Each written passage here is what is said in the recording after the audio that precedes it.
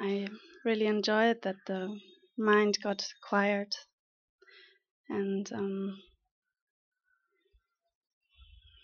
to sit in silence is for me really calming down the silence and the emotions. And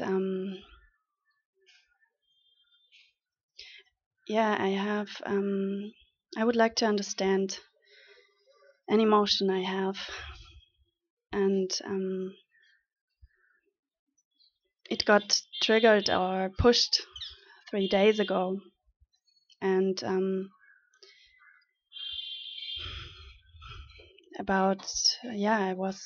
I had a lot of emotions. I got angry. I got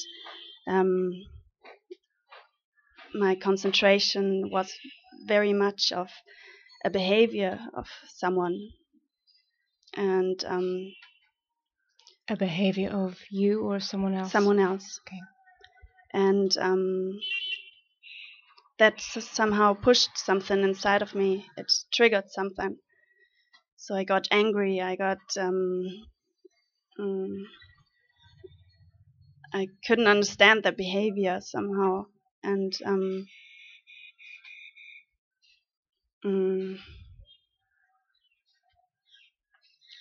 so I thought, okay, this must be a mirror somehow for me. So what does it do with me really? And I found out that I felt threatened by the behavior, maybe, or I found myself even in a way of jealous. But at the same time, I didn't know why jealous, because I definitely couldn't see that I don't want to be like that somehow. And so it kept on coming, that feeling. The last 3 days during night, I had also dreams, or I got this anger again, and so then I found out that I am very fast judgmental or labeling, and it was very strong.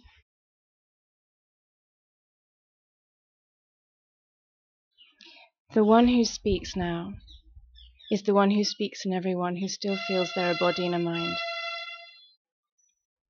The natural position of the thinking mind is to be in judgment. It can be no other way. So it's not you especially. Okay, it's not you, the bad one, being judgmental. Every thinking mind will be judging constantly. But first of all, let's know why, so that you're not in judgment of your judgment. That's another layer. It starts at the beginning of your question when you said, I feel calm when I sit in silence. You are silence. We're not here to cultivate a nice feeling of comfort or peace that will come and will go. It's not about feeling good for a moment. Okay? You are the silence that contains all of your emotions. Every experience that you will ever have is contained within the silence of you. You are the experience, and you're the one even experiencing that experience.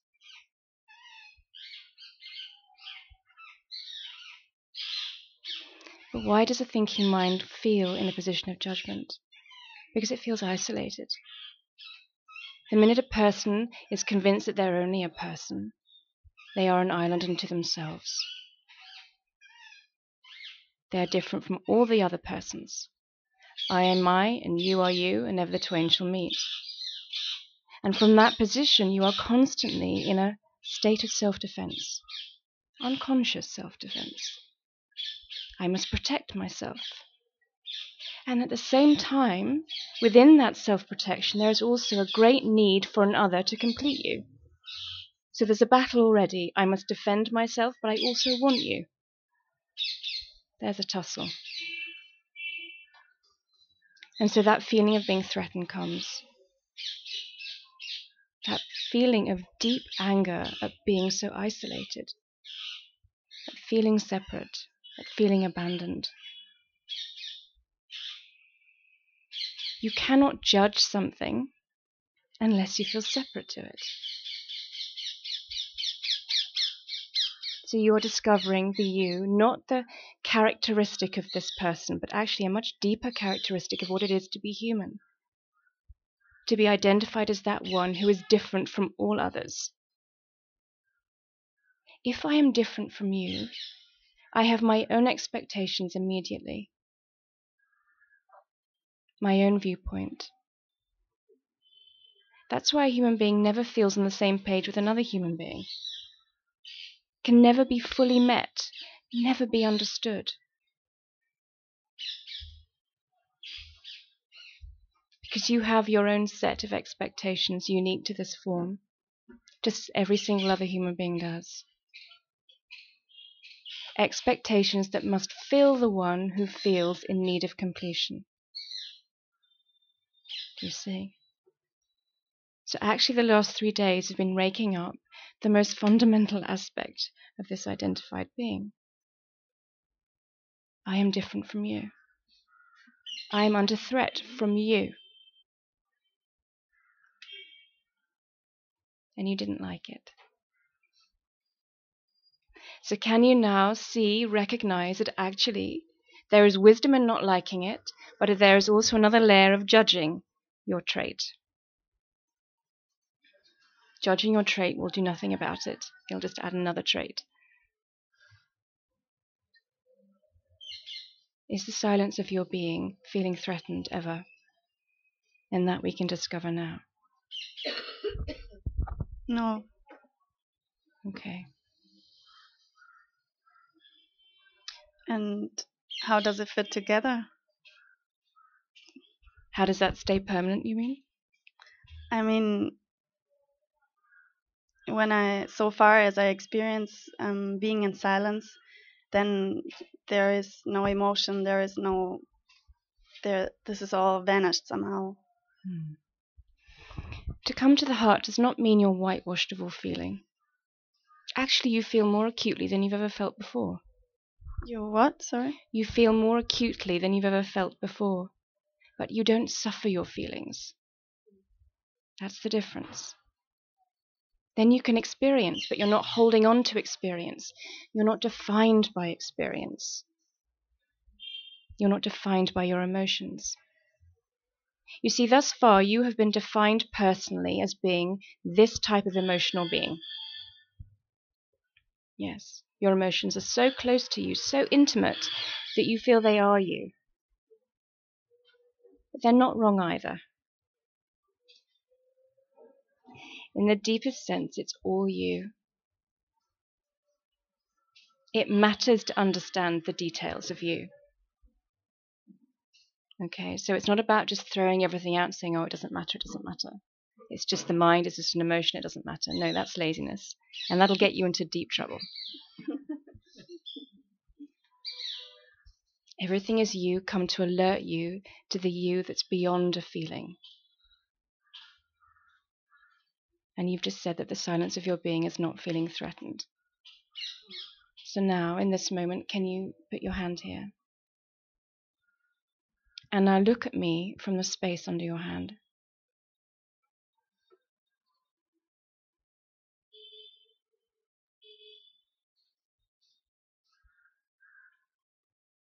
Is it possible? As if your eyes were there in the center of your chest. I'm not sure. Okay. Feel the space. The body is evident. You can feel the muscles. You can feel the touch, hand to chest. That much is clear. Okay. Now dive into the space between. See if you can do that.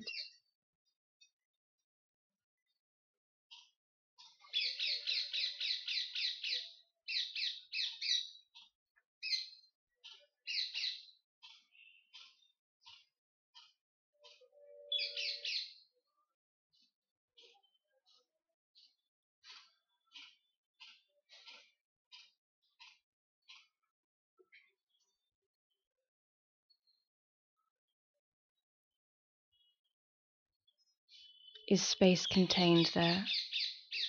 Can you put an edge on space?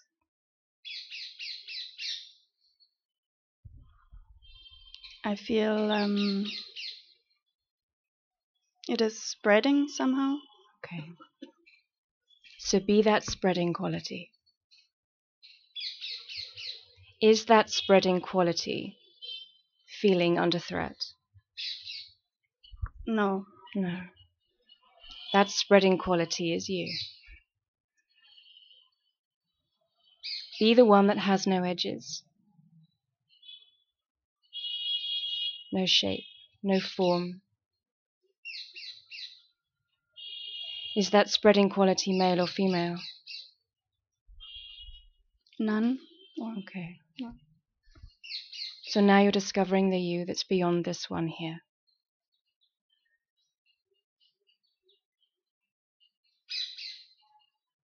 That doesn't mean this one here is not important, but you're discovering a you that's prior to this one.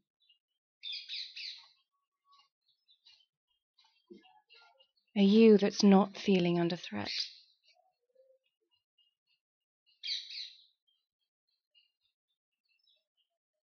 Look from here.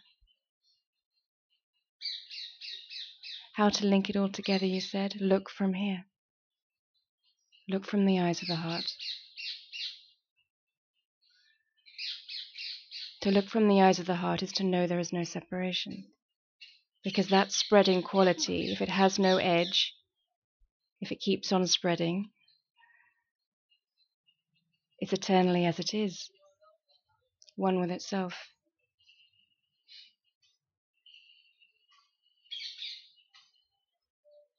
But feelings will still come. Emotions will come, but they will have a different flavor. Okay? They're not binding ones. They're not sticky. They're not based on a backstory of need. You have your own backstory of need, based on I am this person different from you. So as I understand it, is it right now I sort of feel that space and I clearly see you or like seeing is still happening and everything, Okay. my senses and all that. So is it similar with the feelings then? So I mean, Let's see now. Let's make it your discovery. Otherwise, it's just my words. So you say seeing is happening. yes. Okay. So the space, the silence of space, is watching your seeing. Put your focus on the space that's watching the visual seeing. How is that possible? I mean, You just told it to me. Okay. I mean, by somehow sensing both in that way. Be that spreading quality. Just put your focus there. Keep spreading.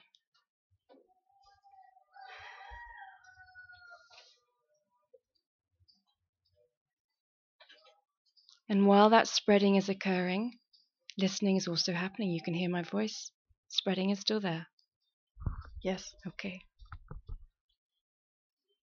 Visual seeing is still there. Yes. Okay. Touching. You'll be having many things going on in your body mind all at the same time. Much activity. Thoughts will be coming. Sensations will be felt in the body. And that silence, that spreading quality remains. Yes. Okay. So now this is your discovery. More than possible. Okay, yeah, I Okay. agree. I was just doubting it, probably. Yes, you can't agree. You know or you don't know. It seems simple in a way. I don't know. Very simple. Is it?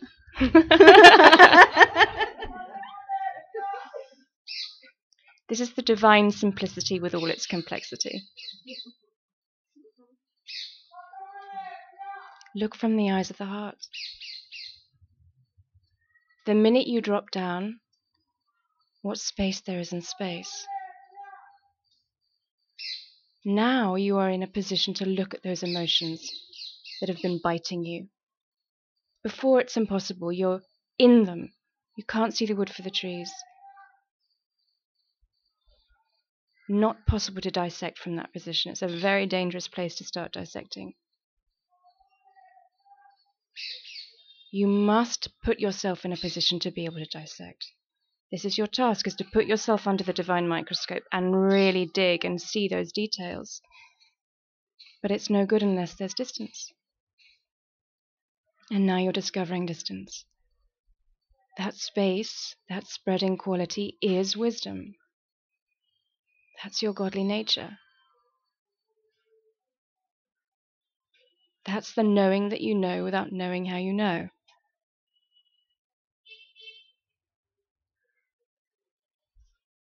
Because how do you know that it feels that it's spreading? Somehow it's just there. Okay. Similar than maybe the air we breathe and we can't see it, but it's still doing. Okay. But with the spreading, it feels more like grippable. More grippable. As in air. I mean, air. Sure, is, I understand. Yeah. I understand. Yes. This is you. The essential you that contains this divine play of you. This personal you is not wrong. It's not the enemy. We're not throwing you out in that sense, but we are throwing you out. We're throwing you out so that you can be the beautiful, idiosyncratic detail that you are. And that means really being willing to look at those details with a fine-tooth comb. Tooth what? Sorry, I can't translate that. Karen? Okay. Mm-hmm.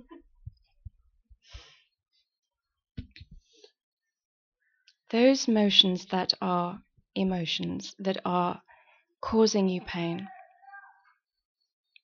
these are those layers that are blocking your view of yourself. Okay? You are a mirror to yourself. So all of your learned patterns, your way of looking at things, is tarnish on your mirror. Do you remember that word from before? Tarnish? Yeah, like small. Schmutzig.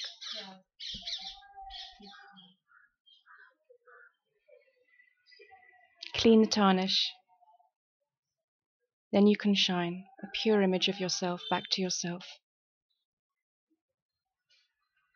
So, what is difference when you look from here somehow and still having emotions going on and yes.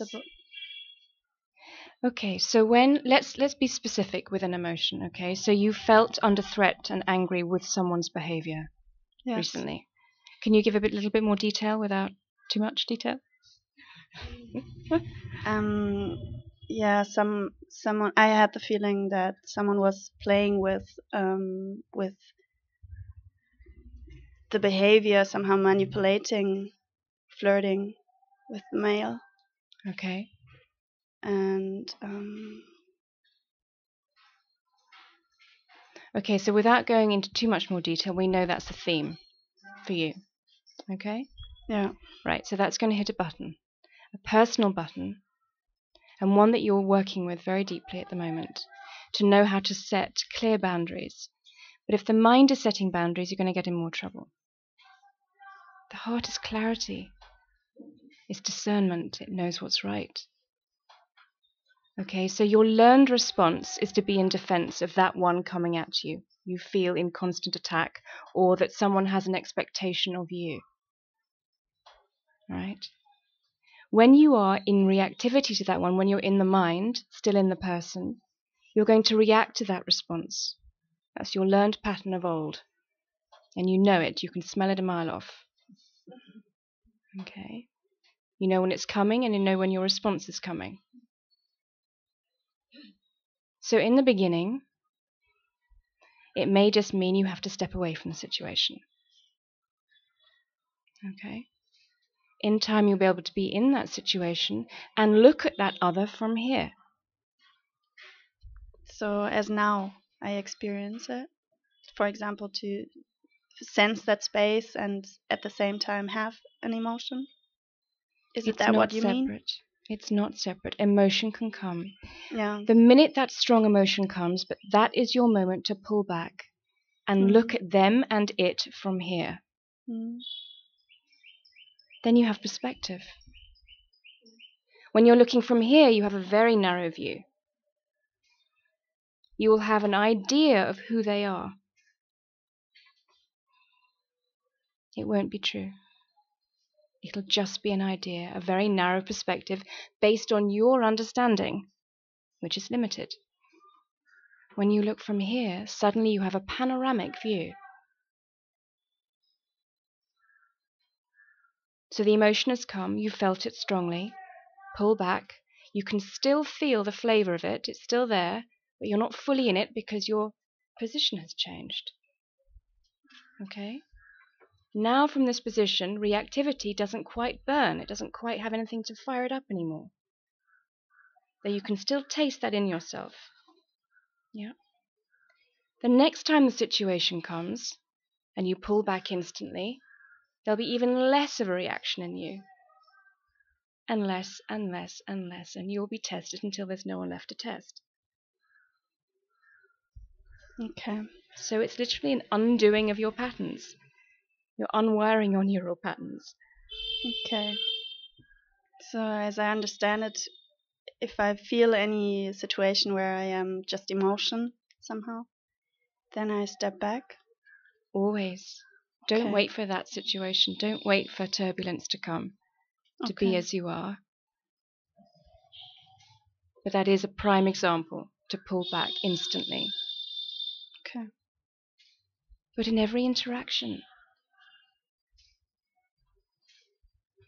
this spreading quality, right now, can you tune back in?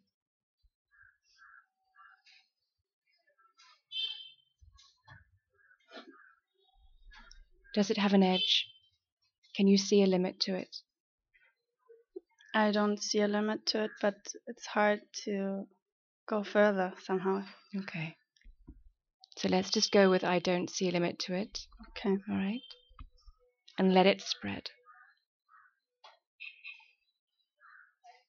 Be that space, the expansiveness of space. Listen to the silence of space.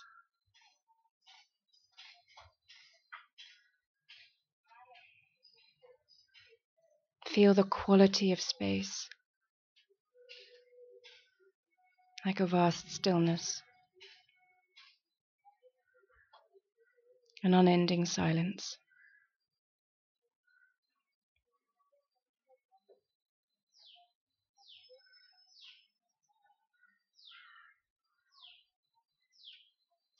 Now look at that man from the silence, right now.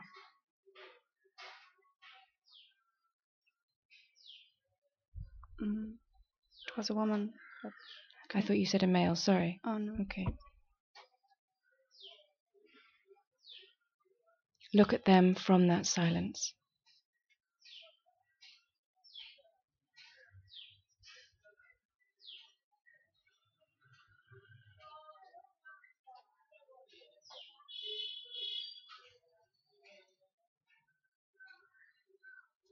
Is it possible to do that? No, kind of. What happens?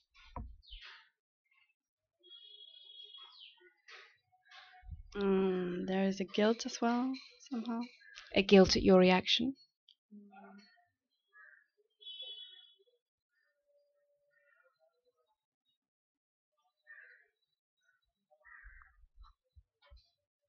I don't know. Okay. It's very... Is the silence feeling guilty? Really look. Let guilt come. Now put your focus on silence.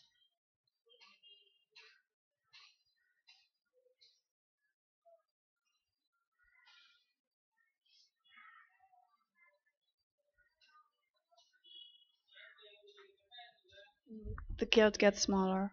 Okay. So that's enough for now. Your task is to constantly pull yourself inward to that spreading quality, to the you that's not under threat, the you that just is.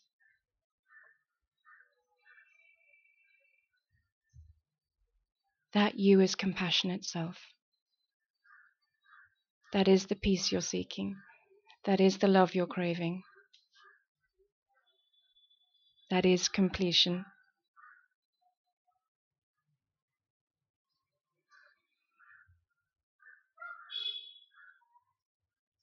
You can only understand the details of this psyche from here. But have patience. You're a very complex being.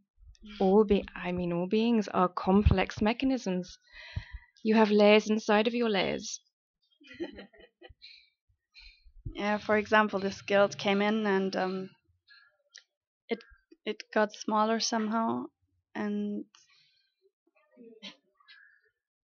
so until I reached that point to actually, like the first question you asked, to look at her from that perspective. Okay. So my question is like, so it's possible that all these layers come up first before I am able to see actually her position. You know what I mean? Like, just say that again. So, like my guilt came in, and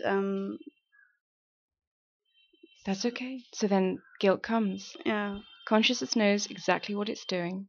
yeah. It will unpeel you layer by layer when you Okay. are ready. Okay. Okay, you don't have to second guess it or work it out. Guilt comes. Okay, We'll have a little look at guilt. What's this one about? Okay. Until the next one comes. Maybe. So as I understand it right. Take time. Okay. Your task is to be sincere of heart, to keep being willing to place yourself under that microscope, to be willing to be wrong about everything. Are you? Am I willing? Yes, definitely. Okay. Step by step. You have your anchor. Your anchor is that knowing that you know without knowing how you know. Okay. Similar than sensing that space. Same. Good. That space of being is love, is compassion, is you. That's your wisdom. That is your conscience. This knows what's right. So guilt has come to play a role. It's reminding you that your reaction is not pure. It's personal and limited. So guilt too has played its part. But it will unravel, it will melt back into love once it's played its part. Okay. Yeah. Step by step. Okay, thank you. Thank you, my love.